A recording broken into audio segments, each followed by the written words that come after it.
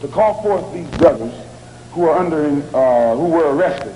The brothers who were arrested, come up here behind these chairs, please.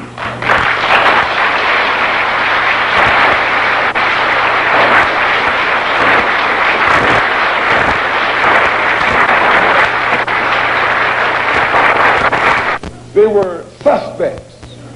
This wouldn't happen in a white neighborhood. White man can walk down the street with packages on his head, packages under his arm, and packages everywhere else, and won't anybody question his right to carry those packages. But a Negro is suspect because the press makes you suspect. Yes, the white press makes Negro suspect. What do you got? All the information you need, officer. And the officer made one stay at the rear of the car and the other go to the front of the car.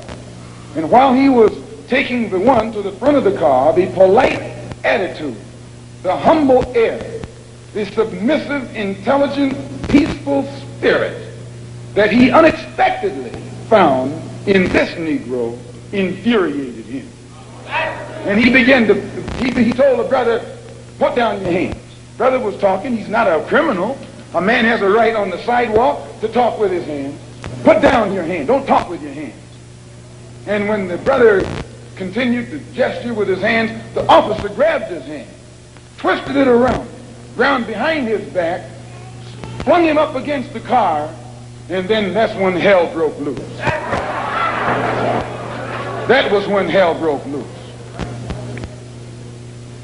A struggle ensued. Shots were fired by the police and by a Negro door shaker.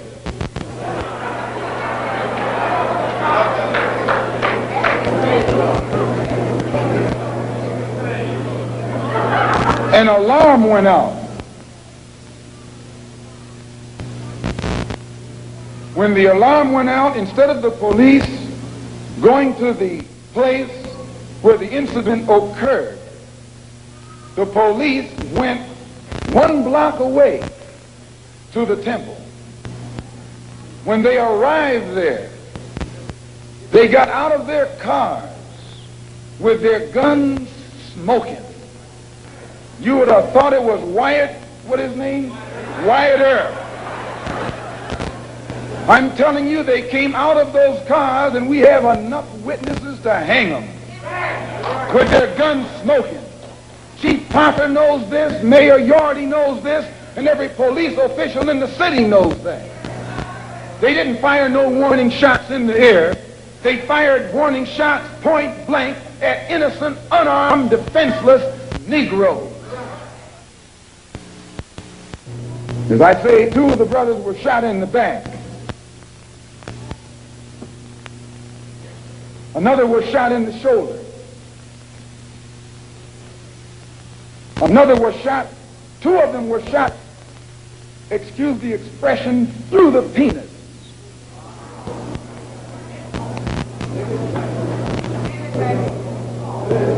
Another was shot in the hip, and the bullet came out the other side. Brother Arthur here was shot 1/4 of an inch from his heart. Let me tell you something, and I'll tell you why you say we hate white people. We don't hate anybody. We love our own people so much they think we hate the ones who are inflicting injustice against them.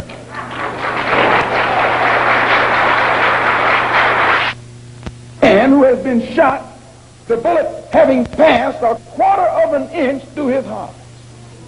I'm not going to let him talk, which I think you can understand why. You should listen to the conversation of the police officers while it was going on. 2 of the brothers who had been shot were lying hand in hand. The officer said they were chanting a death chant. You read that?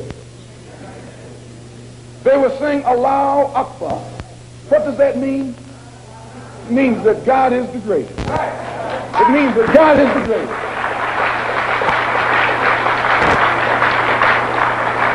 Understand, this that the white officer called a death chant was a prayer. They were praying when they were shot down. They were saying, Allahu Akbar.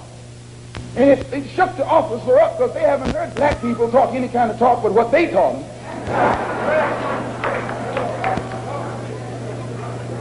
And two of the brothers who were shot in the back were telling me that as they lay on the sidewalk, they were holding hands. They held hands with each other, saying Allahu Akbar. And the blood was seeping out of them where the police bullets had torn into their inside. Still they said Allahu Akbar. And the police came and kicked them in the head. Police kicked them in the head, telling them to shut up that noise, while they were laying on the sidewalk in front of our temple. Kicked them in the head. Shut up that noise. And one of them, when he was on his way to the police station in the ambulance, one of the ambulance attendants told the white cop, "Why don't you kill the nigger?" He said, I'll tell him that he tried to get away. Why don't you kill the nigger while you got a chance? And I'll swear that he tried to get away. If he didn't say this, then I need to be put in jail, and I'll gladly go. One of them who was being taken to jail in a police car. As the ambulance sirens were coming to the place, one of the policemen said to the other, "What are the ambulances rushing for?" "Nothing but some niggers." So he looked in and saw the Muslim brother sitting beside him, and he said, and he shut up. But after he got to the jail, the same officer that said this turned to the brother and said, "I hope that you didn't get offended by what I said back there under the heat of emotion, because some of my best friends are colored." This is what he said. That's his password. Some of my best friends are colored.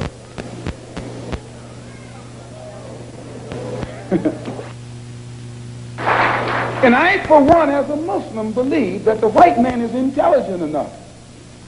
If he were made to realize how black people really feel and how fed up we are without that old compromise and sweet talk, why, you're the one that make it hard for yourself. The white man believes you when you go to him with that old sweet talk, because you've been sweet talking him ever since he brought you here. Stop sweet talking him. Tell him how you feel. Tell him what kind of hell you've been catching, and let him know that if he's not ready to clean his house up, if he's not ready to clean his house up, he shouldn't have a house. It should catch on fire and burn down.